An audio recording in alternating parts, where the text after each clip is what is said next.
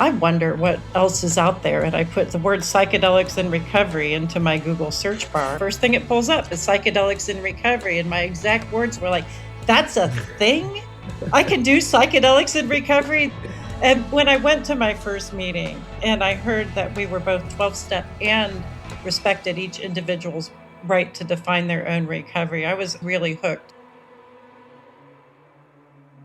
Welcome to Psychedelics in Recovery Integration Radio, a safe space where PIR, also known as Persons in Recovery, come and share their experience, strengths, and hope with us, with you.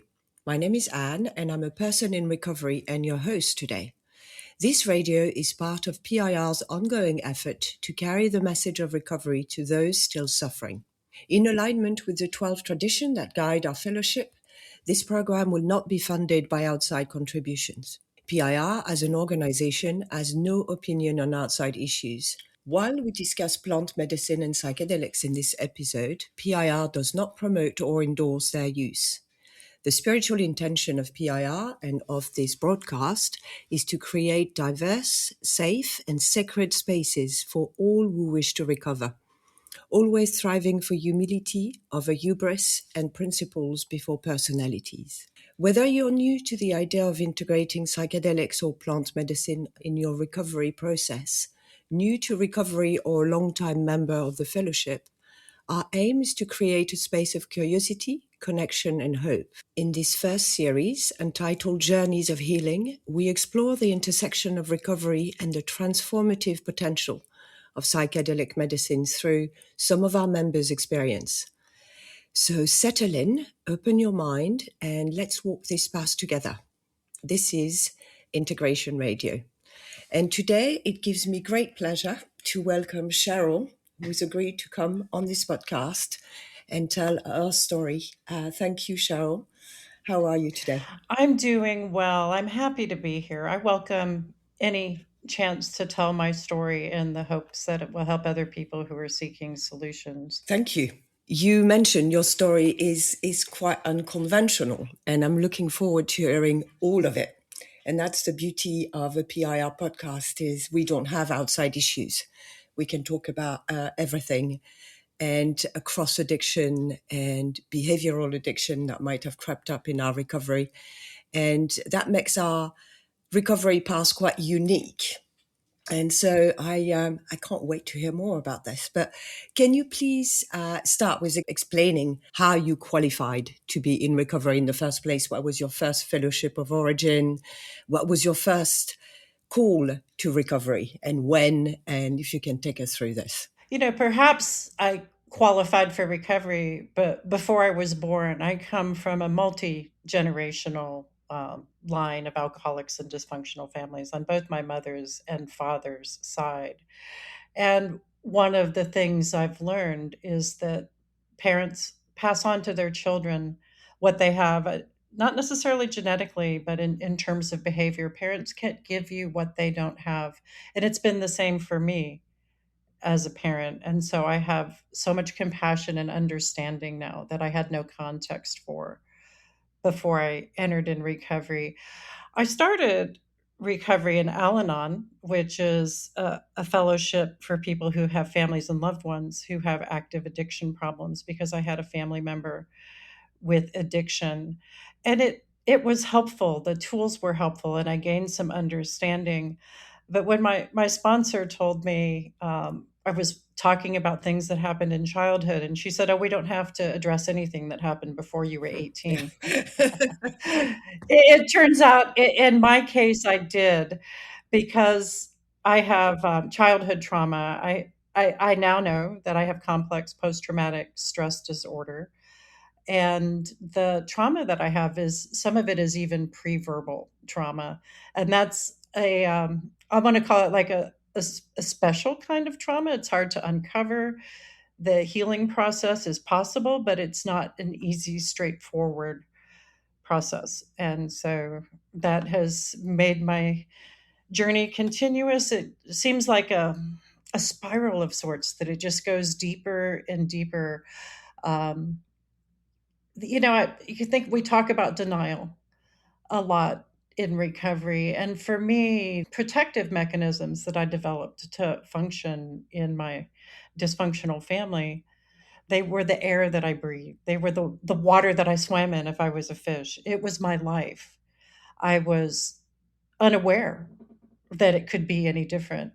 Um, and especially from the perspective of a child, that was my reality. And I started developing a lot of those coping strategies, or in the I'll use the phrase ACA. My primary program is adult children of alcoholics and dysfunctional families. I like that notion of your reality, your normal, And I think as a child, when you're born in a dysfunctional family, dysfunctional is normal.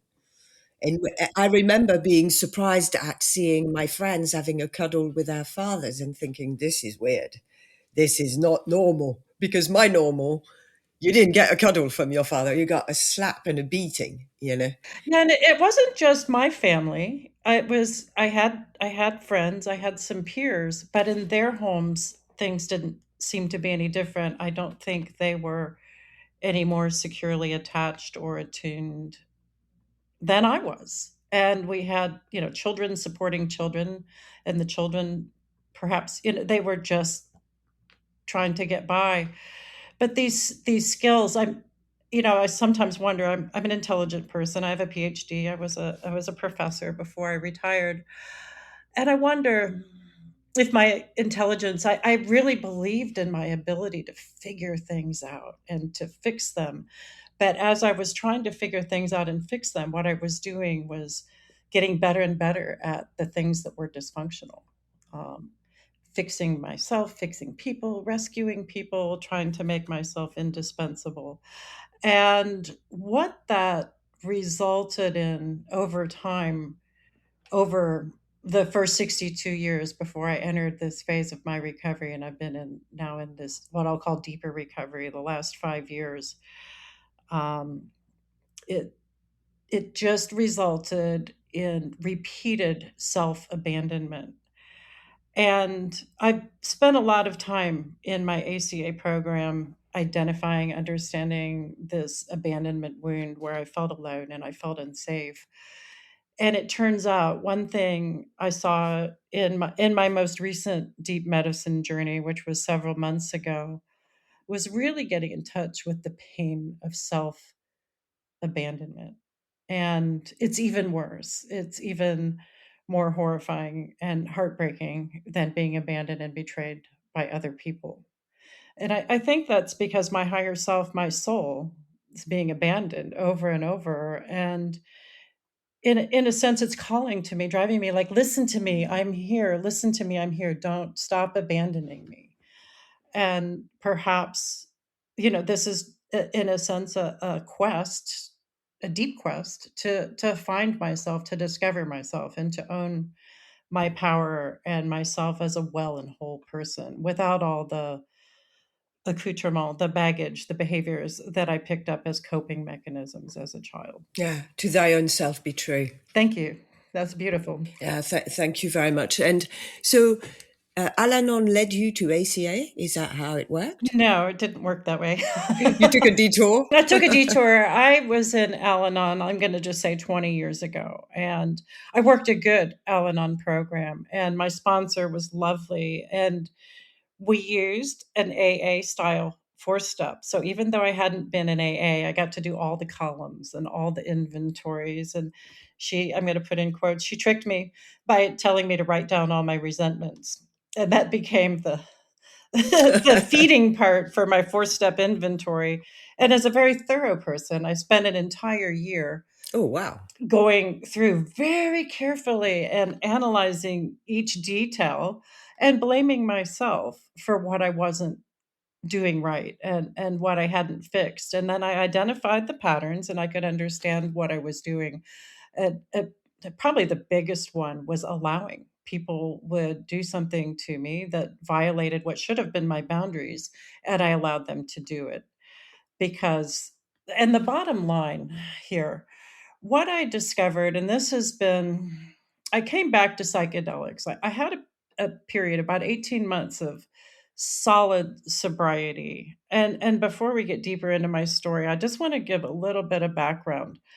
Um, I was living what would appear to be a normal life. I was married, I had children, I had a career, I had a family, and I was very dysfunctional in my relationships. I was very functional in the rest of the world. And I have always had a strong belief in my capabilities and my competence, but that doesn't mean that I loved myself or that I liked myself. I believed deeply, deeply on the core, on a cellular level, that there was something wrong with me and that it wasn't okay to let people see who I was, because if they saw who I was, they wouldn't like me. They wouldn't want to be around me. And I needed to present to other people, even the people I was closest to. I didn't know how to do that. It didn't feel safe.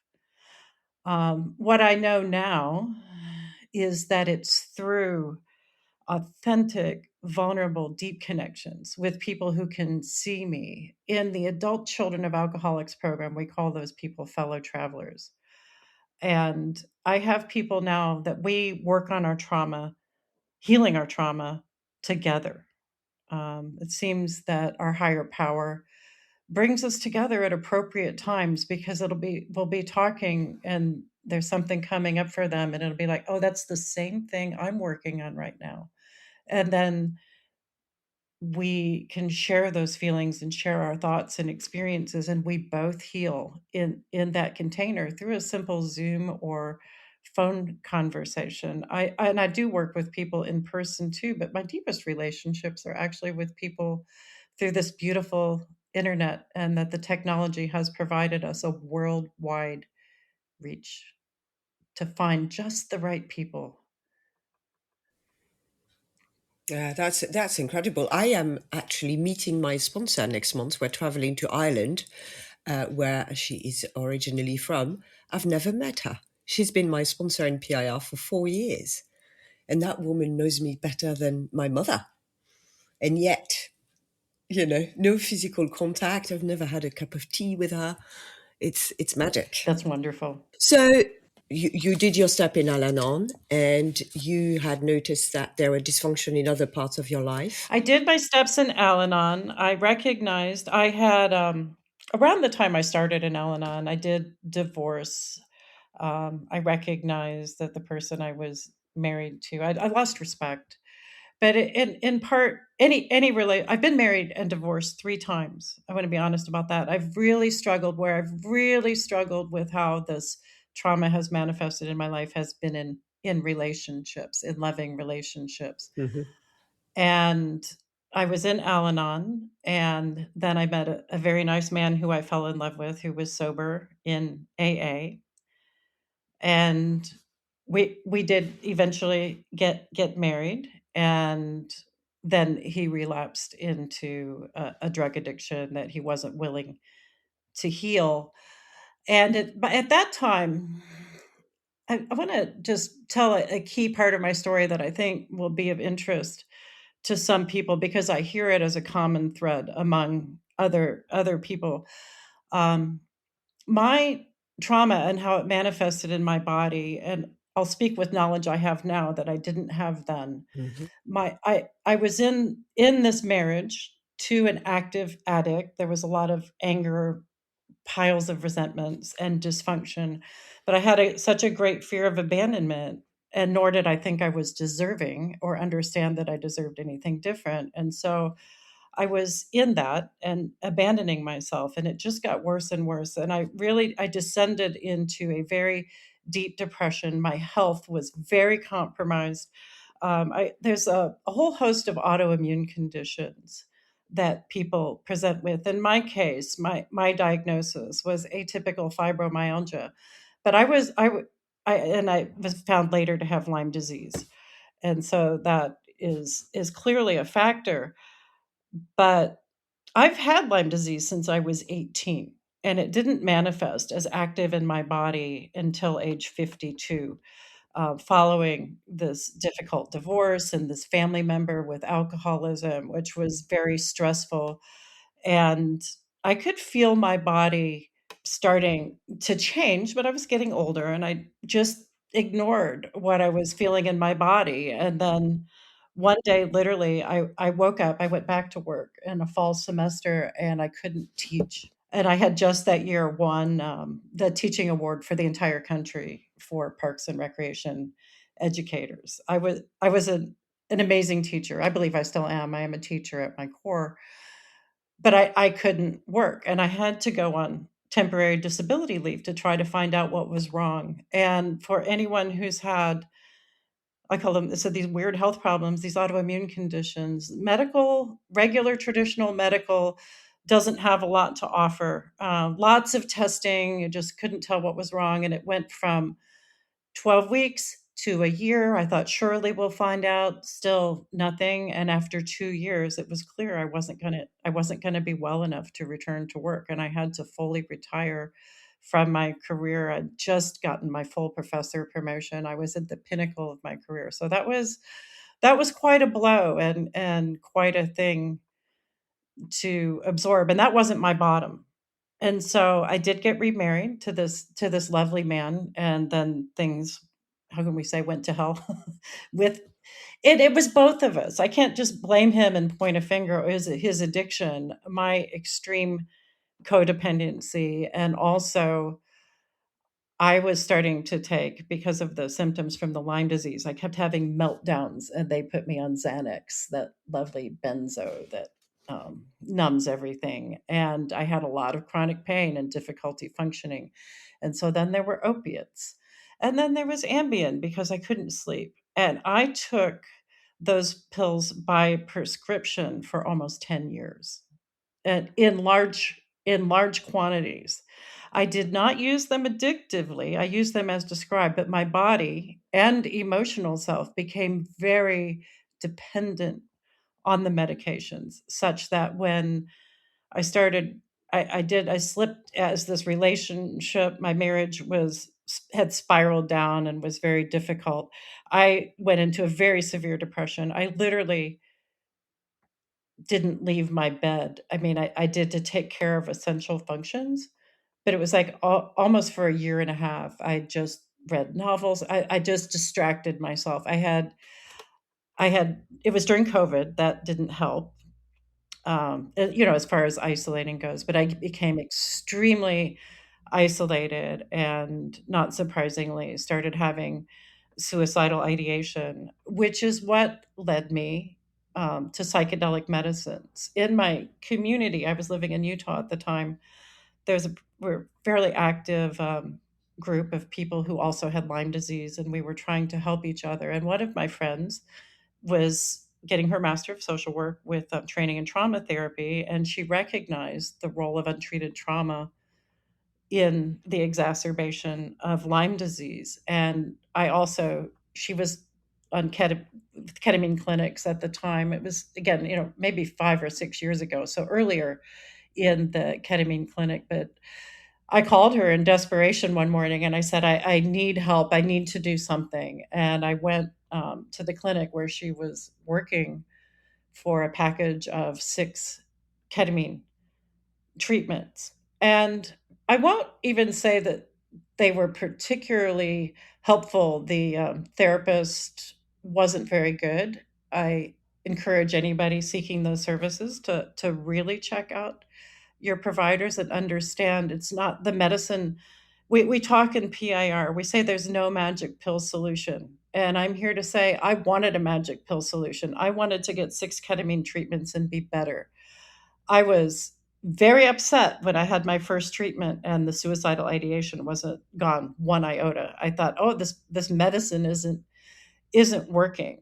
Um, that being said, some things did start to shift. I saw in one of the ketamine sessions, and I have a picture of her that I can't show you on the podcast, but myself as a little girl standing in the rain and under this tree with the rain pouring down, and she was reaching up and she said, "Help me, I'm dying.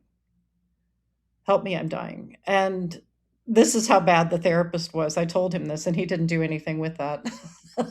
And I now know, like, she's still with me. I'm still working with her. There's a very deep soul rupture at a couple of my ages, I think at the ages of 3 and 8. And I have found a wonderful trauma coach who can work with me in the space I like to work in.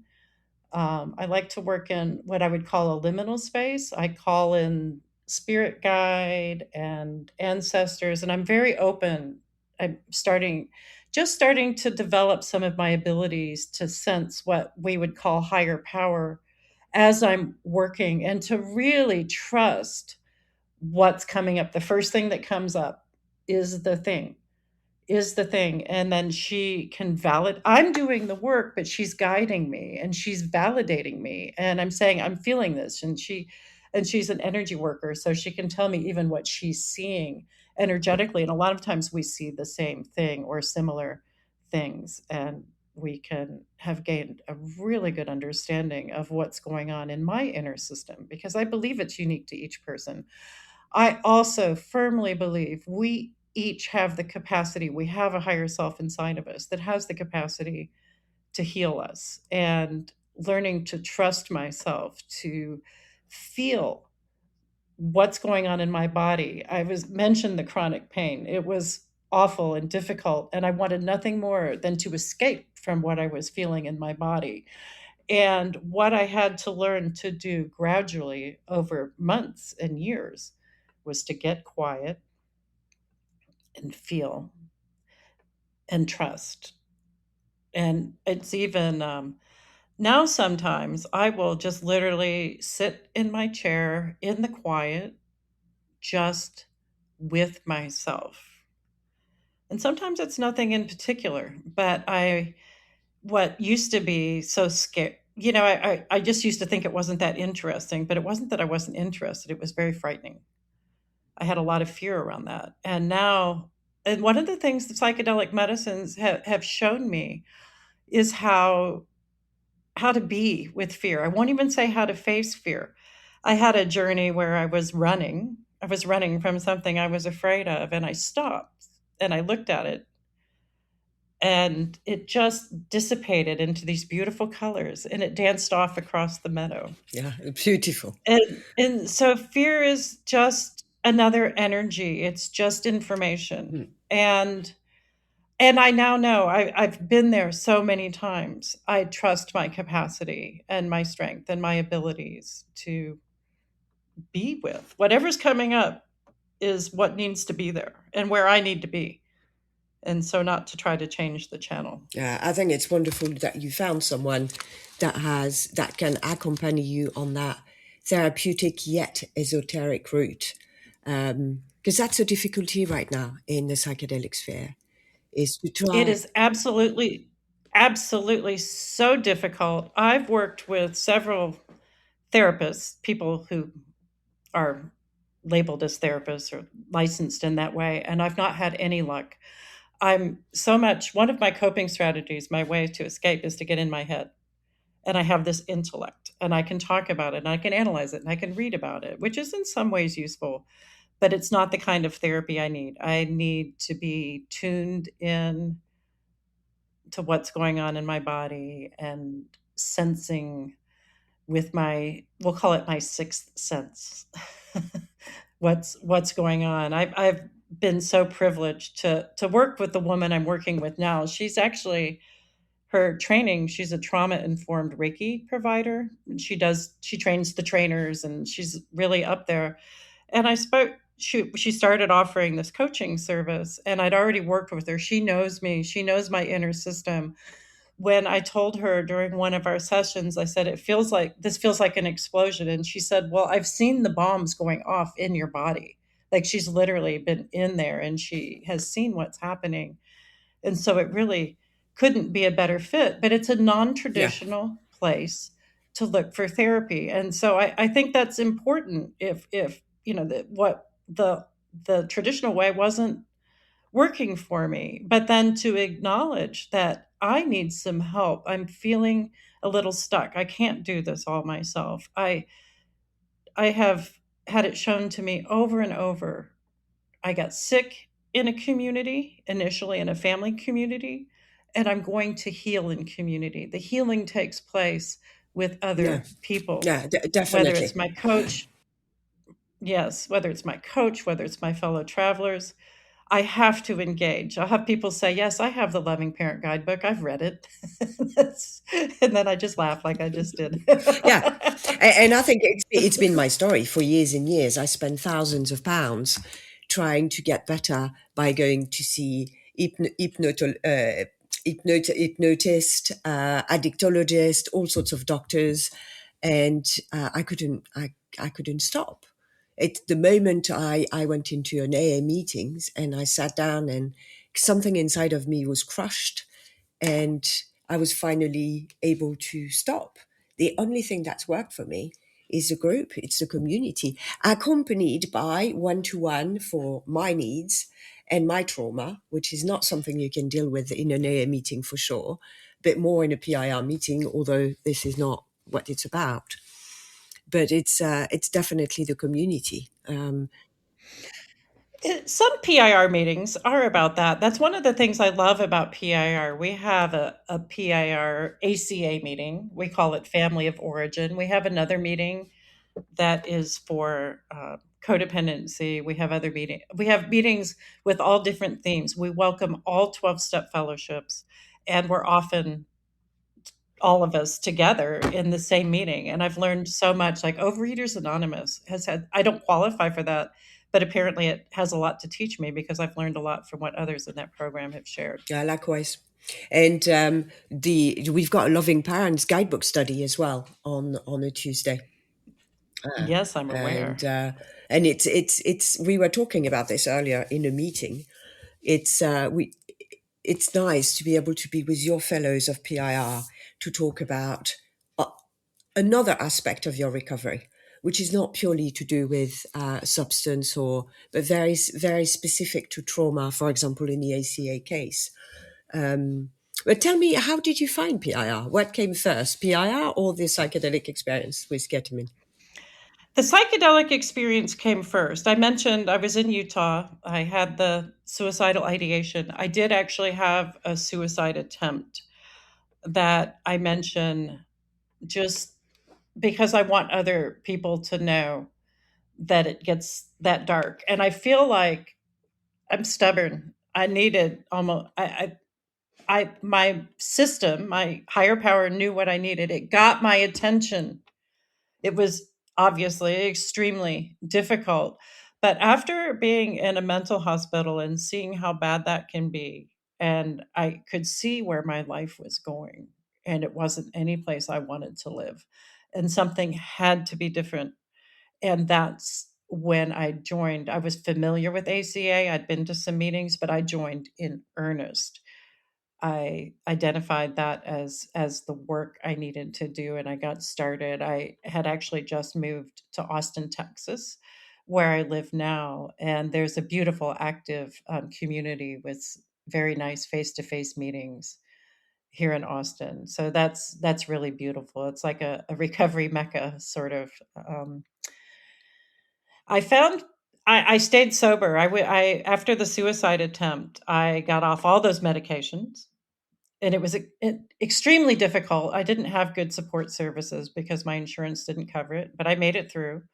And I was clean, completely clean and sober for 18 months. I joined AA initially. That was my first found family. I had a lovely AA community in a free thinkers agnostic group that was very suited to my Hmm. philosophical tendencies. And it's a little different than a traditional AA meeting, but it was very well suited to me. And I was in Heroin Anonymous also because of the Okay. opiates. And after about I was seeing a therapist at the time who spoke to my therapist I'd had in Utah, and she asked me about the psychedelic medicines, and I said, "Well, I'm sober now. I'm an alcoholic. I can't." And she said, "Well, let's just back up a minute. Your therapist said they really helped you." I had continued with the psychedelics beyond the ketamine treatments. My other friends with Lyme disease, we developed a healing community and we grew mushrooms and we got together for ceremony and we worked occasionally with a shaman. And it helped. It pulled that work, and working with this therapist was apparently good enough for the time. It pulled me out of the deep depression. Was so stuck there, and I was able to file for divorce to see clearly that I needed to leave, file for divorce, and get ready to move. But things went south, and I slipped back into the depression. But the psychedelic medicines did greatly help me. So it was after that slip back into deep depression and the suicide attempt that I came to Austin. I got sober in AA, and I started ACA at the exact same time. And I was clean and sober without psychedelics, without any medicines for about 18 months. And at my therapist's suggestion, I actually started using some psilocybin mushrooms again. And one day I was with another friend who was in recovery, and I said, I wonder what else is out there. And I put the word psychedelics in recovery into my Google search bar. And anybody who's ever done a similar thing, the search engine optimization, the first thing it pulls up is psychedelics in recovery. And my exact words were like, that's a thing? I can do psychedelics in recovery? This is amazing.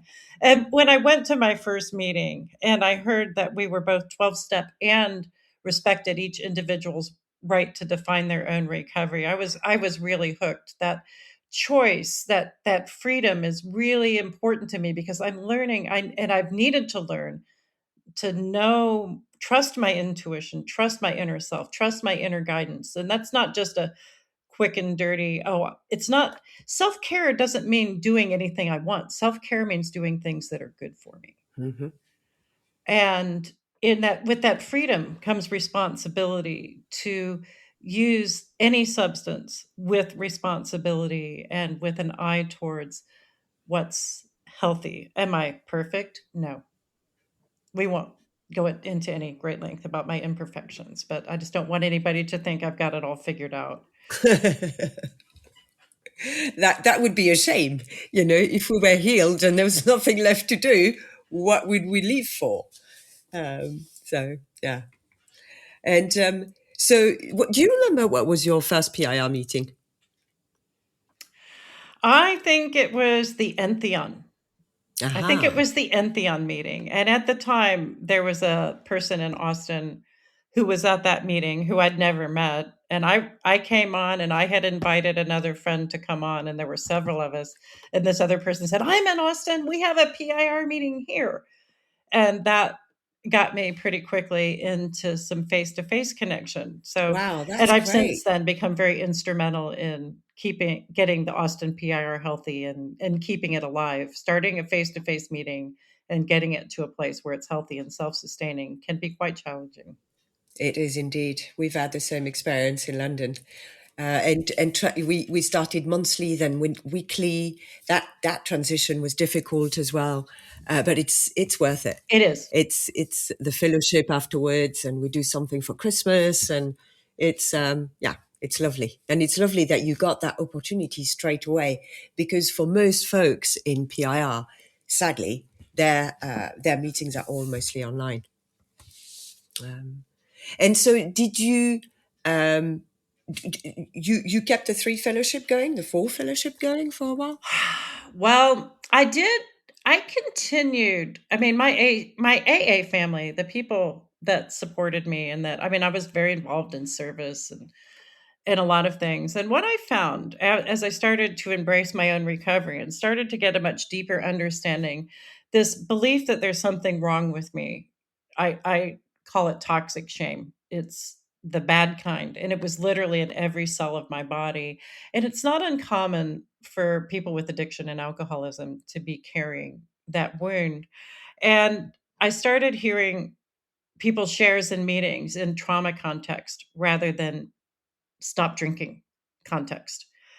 And I wanted to talk about the trauma and not the drinking, but it wasn't appropriate because the primary purpose of that group was not where my interest lay. And then I felt that I couldn't really share authentically. I didn't want to harm anyone. I also found I really, while I was certainly a problem drinker, um, for in many parts of my life. I don't believe I was ever an alcoholic. I have returned to occasional drinking. It's just a complete non-issue for me now that I'm not trying to numb this deep pain and feeling of emptiness that was so deep inside of me. Like I knew there was something wrong, but I didn't want to face it. I just wanted to cover it up with something else, work, love, Yeah. alcohol. Anything really to not have to go there. And I think that dark depression, that deep depression was, it's just, just like, I need to come out. You need to see me. Mm. And it was just going to keep getting worse and worse. And until I took a look, I often wonder, I believe in reincarnation, and I believe that I collaborated with my higher. I believe I've gotten the life I asked for. I believe I'm healing wounds in this lifetime that I've maybe carried for many lifetimes. And it takes something really big to get my it took something really big to get my attention to take this seriously. And I've now in a lot of sense made this the work of my life. At least it is the work Yeah. I'm doing now. And I am really aware of how much privilege I have. I am retired. I'm not wealthy, but I have enough money to live on, and I have the freedom to use my time to focus on healing. And it's not just the healing of myself, it's also contributing to the healing of others, primarily other people who are working with healing these deep abandonment wounds and toxic a toxic shame burden. Yeah. I think a life of service. I've got a post-it note here on my desk. It says, "Only a life lived for others is a life worthwhile." Albert Einstein. I think that's where the real part of the healing comes from. That you keep what you have by giving it away, and that sense of that self-esteem grows from doing estimable things and not and sharing it. And I think as a teacher, you're probably very gifted for not only teaching but giving that passing on that wisdom to you. I'd like to talk about self-esteem for a minute. Self-esteem to me loosely translates as self-love, esteeming myself, Mhm. liking myself, loving myself. And I separate that from my confidence because people would mistakenly have looked at me and said, "Well, how could you possibly have low self-esteem? Look at everything you've accomplished. Look at how capable you are." Those two things are not necessarily connected. In fact, my very Mm. strong abilities were covering up my lack of self love, a deep feeling that I wasn't enough and that there was something wrong with me. I did not love myself. I didn't know what that meant. I certainly had heard the phrase, and it wasn't that I didn't believe it. You have to love yourself before you can love someone else. It might sound a bit cliche, but it's absolutely true. But this journey to self love for someone like me who believes there's something wrong with them and that they don't deserve something better, that I really didn't deserve love because the people who I thought had seen me had rejected the me, or that was how it felt. That doesn't mean it's actually how it happened, Mm. but a child sees things in certain ways. I was publicly humiliated by a teacher when I was in third grade. I was literally like just 8 years old, and it was very harsh. And even though my parents knew about it, it was kind of what we call a don't talk, don't feel household. So it wasn't brought up, it wasn't discussed. I was just left alone in my shame and humiliation. And that's a point where I've identified with the help of my coach. I can see my 8-year-old self, that little girl, she's frozen in time. In fact, I see her in my bedroom where I lived in the house that I lived with its hot pink shag carpet, and she's just alone. And there's fear. There's like three primary things in that room that are frozen there. Like, she's speaking to me, and we're working, and we're going to work through this. But there's this terror, this fear, and it doesn't want to go see any people ever again because the potential for shame, and it just hurts so Mm. much to be humiliated and shamed. And then there is the shame part itself, that just wants to crawl into the floor. And then there's the third part. There's what I call her the good girl, the one who learned to achieve, the one who learned to please people, the one who felt that she could be loved if she was indispensable. And so she started rescuing people and trying to figure out what other Mm. people wanted and needed and watching other people. How do I need to act so that other people will like me? I'm very neurodivergent, and I suspect some of the ways I came across as a child might have been unfamiliar to people. And you can tell even as a child when people aren't responding well to you. And I got very Mm. quiet, but said the good girl. I was very talented. She's very good, and she's very good at it. And then now, today, as I came down this journey and connected with myself and began to love myself, healing began to fall into place. For example, in Al Anon, I learned that I mentioned I was an allower, that I allowed people to do things to me that were unacceptable, and I didn't stand up for myself. And I was told I needed to set boundaries. And I did learn to set boundaries, but it wasn't natural. It was always really hard for me because I had such a big fear of rejection that I hadn't acknowledged or didn't understand. But now that I love myself and like myself, when somebody does something that infringes on me, it's automatic to set a boundary. And I can do that Mm. within the bounds of kindness and compassion. I might feel anger when my boundary is violated. And that's, to me now, that's just a sign something's going on. Pause.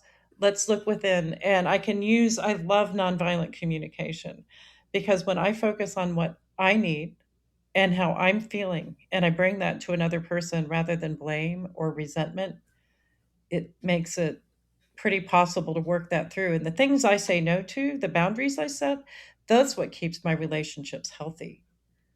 Yeah. That's what allowed in the Yeah. old way of being codependent and rescuing and doing things for other people that they should have and could have been doing for themselves. I developed resentments, and they would just stack up Yeah, like of course. cordwood, one on top of Yeah. the other. And it's just an acid that eats away at a relationship Mm. and at the Mm. people. And resentment is a number one Yes, it offender. is. It takes you back to using in a way, shape, or form, or bad behavior, or it's very important. And my experience of boundaries, they're difficult to establish, but the most difficult bit is to keep them up there because people don't like boundaries, especially the people who are not used that No, they don't. of us having boundaries.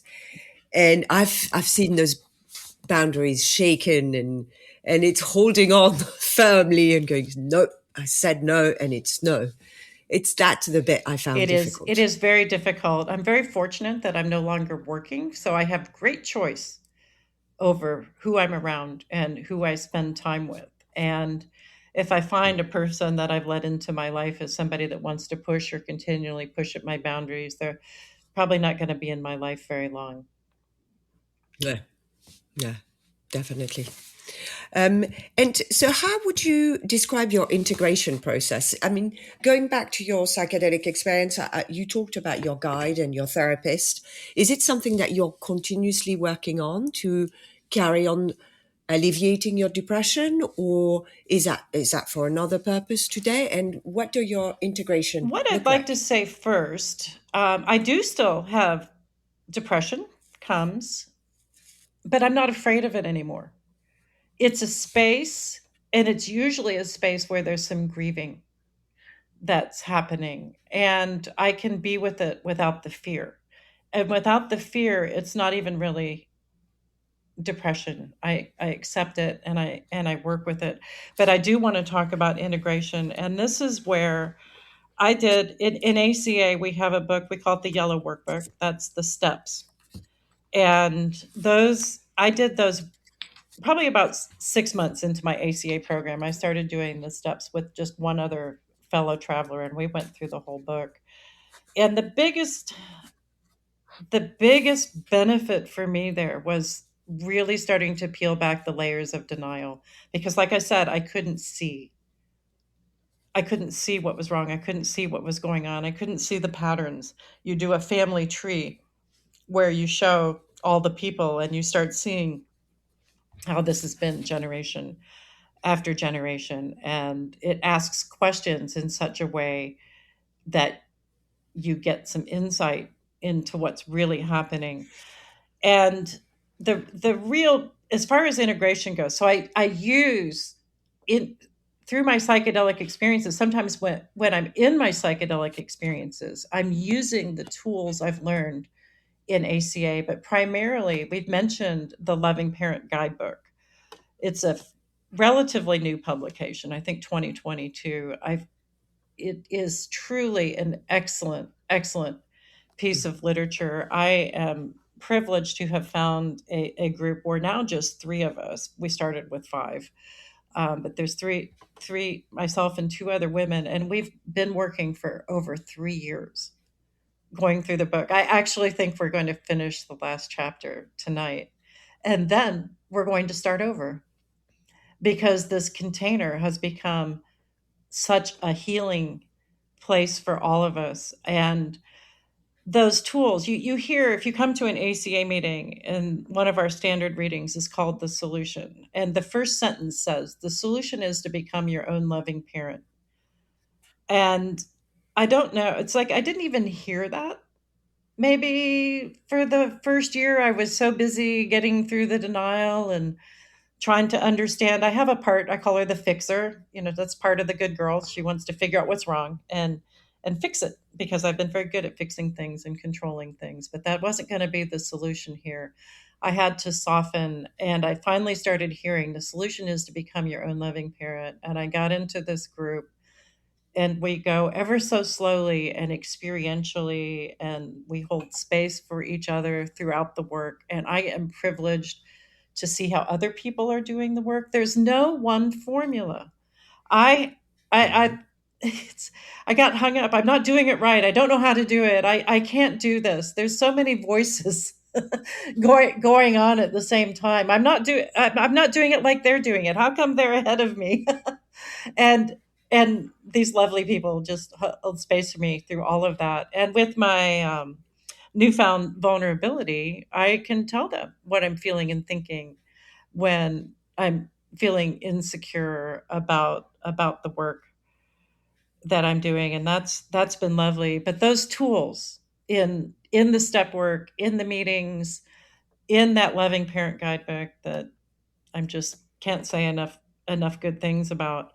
I use all of those in my integration practices, and I do it in different ways. I work with a couple fellow travelers one on one each week. I work with my loving parent group each week. So all of that is integration. I can't work with Mm. my trauma coach more often than every 2 weeks because I need that 2 week time period to integrate, and things will shift as I integrate. Things start shifting and new information starts coming in, and I can't pressure it. I can't push it. I just let life go on. And then at some point, something comes up and it gets my attention. And then I stop and sit. That doesn't mean I don't plan ceremonies, but I can give, for example, 3 weeks ago, it came up that I needed to really focus on grief, and specifically grief for my father. This was like an ancestor speaking to me, like, this is something you need to do. And I've had great difficulty connecting to my feelings. And certainly the tears don't come easily for me. I think I've told you that before. And I was watching something on Netflix where somebody's father had to be disconnected from life support. And that was how my father died. And it was just so, and I can feel it now in my body, even as I speak. I was able to connect for the first time ever. My father's been dead 18 years, and I haven't cried. And I cried for him. And I was really, I feel a child in that moment, because I just, the overwhelming feeling was just, I don't have a dad anymore. And with that fluidity that I could feel in that morning, connecting with that grief and those tears, I did take time that afternoon. I took a gram of mushrooms, which isn't a high dose. In fact, I work with lower and lower doses of medicine, and I work with medicine less frequently. And I just sat with myself with I was wide awake, very alert. I didn't use an eye mask. I didn't use music. I did have my eyes closed, but I just sat and was just, and not trying to guide it, not trying to direct it. And hopefully the people that are listening to this get an idea. I mean, I'm a very driven person. I like to get in and figure things out and fix them. And so to just sit with what is, Mm. that's huge for me. And I've needed to develop that softness and to let go. And I love the set aside prayer where we just said, let me put aside everything I think I know about myself and my recovery and be open to what's coming to me. And I believe I have a spirit guide who is guiding me to the degree I take time to tune in and listen. And so I notice, when something like that, this grieving is happening and I have the day free, I have an opportunity to work with something as it's coming out. And I always know when I plan a ceremony or even I have a trauma coach, when I have a trauma coaching session scheduled, it'll be a day or two before things start coming, things start shifting. I start noticing before my most recent session, I could feel a lot of fear coming up and this heavy weight on my chest. So that's where I start the session. It didn't seem like the right place to start, but that doesn't matter. That's what's here. And so let's just go with that. Let's not plan too much. Let's just go. Yeah. That goes with the step 3. Yes. It's surrendering your will and your life over to the care of a higher I power. appreciate you making those And connections. Yeah, I think, oh, my program's so weird. But in fact, maybe it's not. it's yeah. No, well, I think it is a beautiful example of step 3. When I hear this, it reminds me of a book by Michael Singer, The Surrender Experiment, where very young in his life he decided to do that. And when I was reading the book, it was like, I wish I would have done that when much younger, because I too believe I'm guided, and that all I have to do, most of my job, it's to get out of my head and not interfere with the voice, but and finding that voice, that guiding voice, amongst the noise of all the other voices. And my job is to keep the other voices I can down. hear it now. So I've slowly been developing, I call them the clair senses, the clairsentience, the felt sense, clairaudience. It's not like hearing voices, but when I hear something, it can sometimes sound like it was spoken in my head. A thought comes with a different tone, or it's more emphatic. And if I don't hear it the first time, it'll come up again. And about the third time the thought comes up, then I'm like, okay, I hear you. And I notice. And I'm over time developing my skills to know what is sixth sense or what is just a random thought. And they're not the same. yeah, yeah. It's a fine tuning. It's sometimes difficult to differentiate, but I think in the two-way prayer, Father Bill W. said, if it's pure, if it's loving and compassionate, then it's probably it. Mhm. And so I go with that. I like that. I'm mindful of the time, and we're coming sadly to the end of the recording, but there's a question that I ask everybody before we leave is, what are you still struggling with? What's the one challenge in your life that you're currently working to overcome, with or without psychedelics? With him, let's say the main challenge right now, I'm deep in this healing process that started with my awareness of it started with my journey in December. I had a visual. There's like this space that sits in my right shoulder, and there's a hole there, and there's this light. Anyway, there's this darkness around it, and there's a soul wound in there. And I'm going deep into this. There's an infant, there's a 3-year-old, there's an 8-year-old, and that's kind of like a combined wound. So I'm working with that and how that manifests in my life. I'm really trying to reignite my life force. I had severe chronic fatigue. I could barely do anything, and I'm re-engaging in my life, and I'm trying to find my mojo and my spark. And I mentioned earlier that little girl, that 8-year-old in that bedroom. I mentioned the fear and the shame and the good girl. And when I think about going into a space that I don't know and being around people I don't know, I'll let that fear shut me down, instead of recognizing the confident, capable self that what I have now that I didn't have 5 years ago. I have discernment. I can be around Mhm. people. I can feel how I'm responding in my body around them, and I can tell whether they're good for me or not. Before, I couldn't tell. It would almost like magnetically attract to the most unhealthy people and people that would harm me.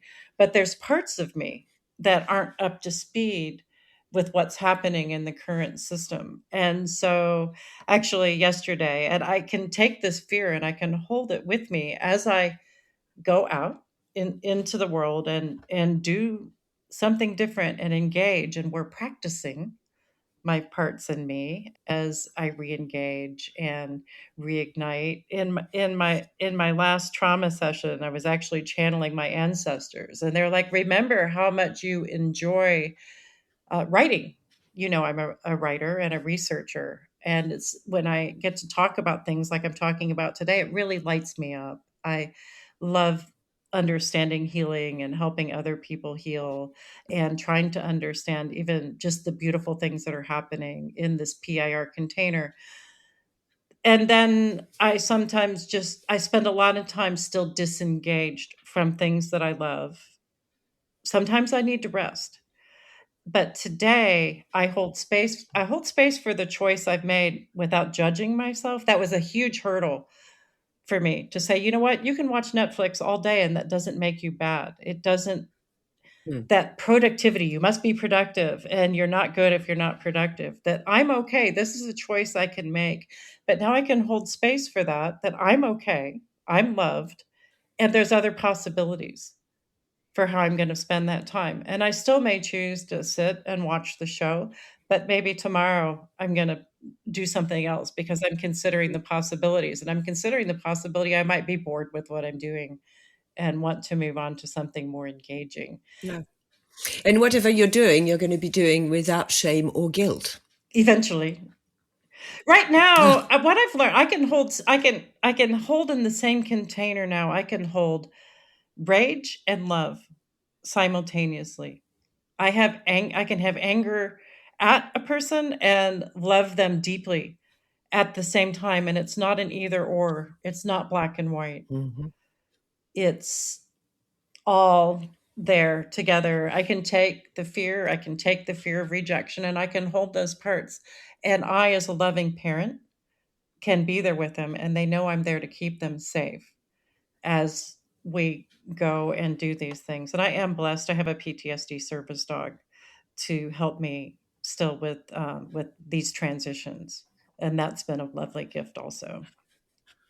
Yes. What's his name or His her name name? is Jester. Right. Companion, a fellow He's a traveler. standard poodle. He's a lovely, lovely dog. He was a gift to me. He's been with me through all of this. He's really saved my life. So it's beautiful. Oh, fabulous. Fabulous. Well, a lovely note to end on. Thank you very much for coming to share very vulnerably your amazing story, Cheryl. And I am sure it will help a lot of people who come in recovery from a trauma background, more so necessarily than substance abuse, and understand that this fellowship and those wonderful substances can be helpful. And you're the proof of that. Thank you very much. Do you want to close with a last word of I wisdom? do. I'm just realizing I didn't get to talk about the health problem. I had to retire on disability due to this Lyme disease and all these difficult things that were going on, and I couldn't get better. But the key was healing my trauma. My body was stuck in fight or flight, and I could not turn off the switch. And through doing the trauma recovery, I've been able to calm my system. I'm over time retraining my nervous system. It didn't develop properly. It developed in a trauma situation. And now my health, the Lyme disease is in remission. I'm back in the gym lifting weights, improving all of my functional strength. I'm hiking again. I can do many things in a day. Even as recently as a year and a half ago, I could only do one thing a day. I could go to the store or I could go for a hike. Now I go hiking, I go to the store, and then I come home and go to the gym, and then I work on some writing. So it's Yeah. I am engaging. I'm always too hard on myself. I should say that at present I still tend to think I'm not doing enough. So that it's just an awareness that these parts are still active. The healing isn't complete. I think it's going to be a lifelong journey. So be it. As long as the journey is nice and you're enjoying every step of it, it's a beautiful path to be I on. agree. It is absolutely beautiful today. My journey. There's when people ask me how I am, even if I'm dealing with depression, I'm fine. And I mean it. Yeah. Yeah, no, same for me. Same for me. My one bad day today is a whole lot better than what a good day was 7 years That's a ago. good perspective. Um, and on this, we will close the show. Thank you very much for listening in, and thank you, Cheryl, for joining us.